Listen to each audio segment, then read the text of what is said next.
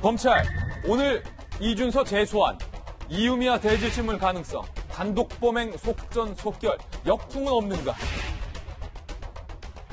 오늘 새벽 조사를 마치고 귀가한 이준서 전 최고위원 등의 이야기 들어보겠습니다.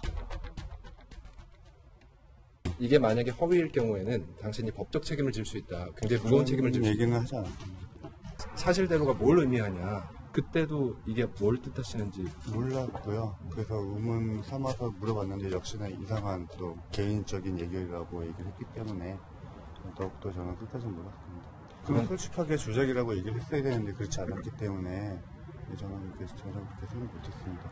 뭐 압력을 가했다. 또 빨리 자료를 달라. 이런 압력을 카톡 다 보셨잖아요.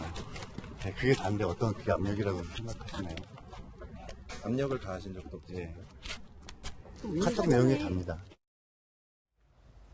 네, 그리고 국민의당의 자체 진상조사 결과도 나왔습니다. 박지원, 안철수 이 두 사람은 이유미의 증거 제보과는 전혀 상관이 없다라는 결론을 내렸습니다. 들어보시죠.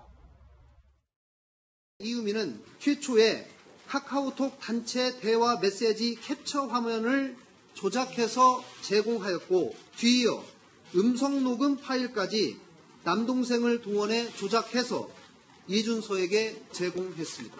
안 전 대표와 이유미와의 관계를 보면 이유미와는 최근 1년 동안 지난 2016년 총선 무렵인 지난해 3월, 올해 2017년 2월 등 두 차례의 문자를 일방적으로 이유미가 보내온 바를 확인했습니다.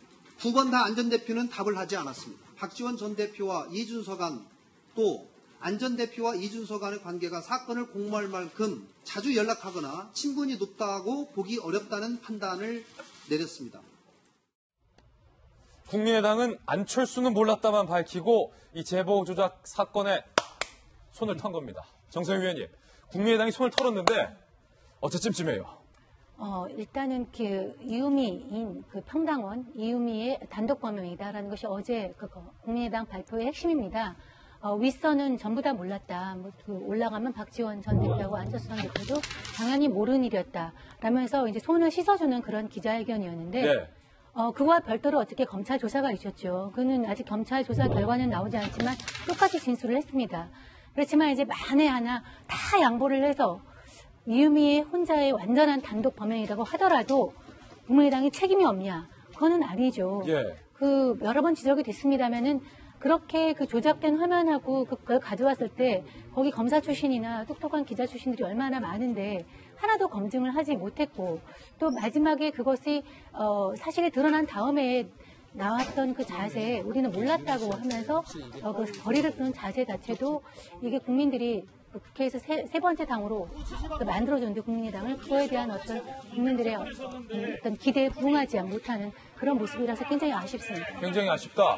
손을 털었지만 다 턴 건 아니다라는 모습인데요. 오늘 조간신문들이 국민의당의 어제 진상조사 결과에 대해서 과연 어떤 입장으로 사설을 내놨을까요? 오늘 조간신문들의 사설 몇 개를 모아봤습니다. 함께 보시죠. 먼저 중앙일보 사설입니다. 평당원 단독 범행이라면 공당 자격이 의심스럽다. 국민의당은 대선에서 21.4%를 득표해 3위에 오른 제2야당이다. 그런 당이 평당원이 내놓은 출처 불명의 녹취록에 속아 넘어가 대선판을 뒤흔든 것이다. 공당이라 부르기조차 부끄러운 수준 아닌가. 지금이라도 검찰 수사와 관계없이 허위 녹취록 발표에 관련된 당 간부 전원이 국민 앞에 나와서 석고대죄해야 한다. 손 씻을 때가 아니다는 겁니다. 한국일보 사설입니다. 일개 당원에게 놀아났다는 국민의당.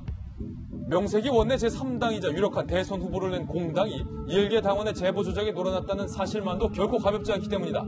그 정도의 조작을 걸러내지 못할 만큼 당 조직이 허술하고 기강이 해이했다는 얘기인데 그러고도 대통령을 당선시켜 집권당이 되겠다고 나섰으니 한심한 일이 아닐 수 없다. 읽는 제가 다 뜨끔합니다. 얼마나 국민의당 입장에서는 뼈아픈 사설인가요? 경향신문도 이런 사설 썼습니다. 제보 조작 단독 범행이라는 국민의당 누가 믿겠냐? 못 믿겠다는 거예요. 제보 폭로를 주도한 공명선거 추진당의 단장, 부단장은 검사, 기자 출신이다. 이들도 이런 엄청난 제보를 접한 뒤 제보자란 사람과의 접촉이나 확인 한번 거치지 않고 그냥 발표했다고 했다. 사실 믿기지가 않는다. 이것이 사실이라면 공당이라 할 수 있겠는가? 이젠 지지율이 얼마인지보다 당이 계속 존립할 수 있을지가 더 궁금할 정도다. 오늘 정치 전문가인 박상철 교수님 모셨는데요. 특히 조간신문 사설 보셨는데 경향신문 사설에서는 존립마저 뒤흔들었어요. 시사점이 있습니다. 그렇죠. 지금 공당의 어떤 자세가 안 되고 있다는 것이 무슨 당이랑 위기가 올 수 있는 문제거든요. 그리고 특히 이제 선거 패배 이후에 국민의당의 위기는 지금 정말 큰 참담한 상황이고 앞으로 뭔가 활로를 찾아야 할 상황에서 이런 사건이 터졌단 말이죠. 당의 존립과도 연계된다. 당에서 이걸 조사를 했단 예. 말입니다. 조사를 했는데 이유미까지 조사를 했더라도 믿지 않을 것인데 직접적인 그 당사자의 조사도 없이 단독범 행위다라고 이야기를 하고 이유미도 조사 안 했다. 안철수 후보는 아무 답변이 없는 거예요. 왜 그럴까? 그래서 처음에는 뭐 다들 그렇지 않습니까? 설마 안철수 후보가 저걸 알고 했겠느냐라고 누구든지 안철수 후보는 의심하지 않습니다. 그럼에도 불구하고 왜 이렇게 늦을까라고 했을 때 혼자 생각할 때는 작년에 있었던 리베이트 사건의 트라우마 아닌가. 예. 일찍 던졌다가 괜히 가만히 있어도 될 문제인데 지금 뭐냐면 이 사건이 자기가 관계 없으면 잘못이 없다고 생각해버린 거예요. 그리고 심하게는 당원 국민의당에서 안철수 후보 지지자들이 이유미 씨를 뭐 정치 꽃뱀으로 이렇게 비유하는 것도 제가 봤거든요. 즉 털어내겠다는 겁니다. 예. 그러나 이것은 마약과 다 같은 거예요. 마약은 나쁜 거지 않습니까? 예. 나쁘게 만들어진 거잖아요. 그러면 만든 사람도 잘못이고 그것을 가지고 있는 사람도 잘못이고 그걸 유통을 하고 있는 사람도 잘못이에요. 이건 선거에 엄연히 활용을 했기 때문에 공당에 책임이 있는 것입니다. 자, 끝으로 예.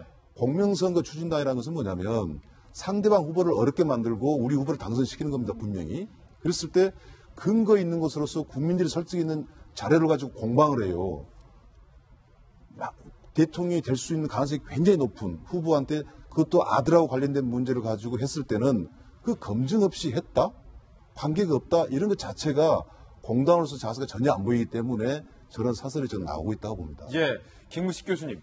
국민의당 일각에서 침묵하고 있는 안철수 전 대표를 향해서 이런 얘기가 국민의당 내부에서 나왔는데 어제 취재하다가 안철수 전 대표 정계 은퇴 선언이라도 해야 되는 거 아니냐.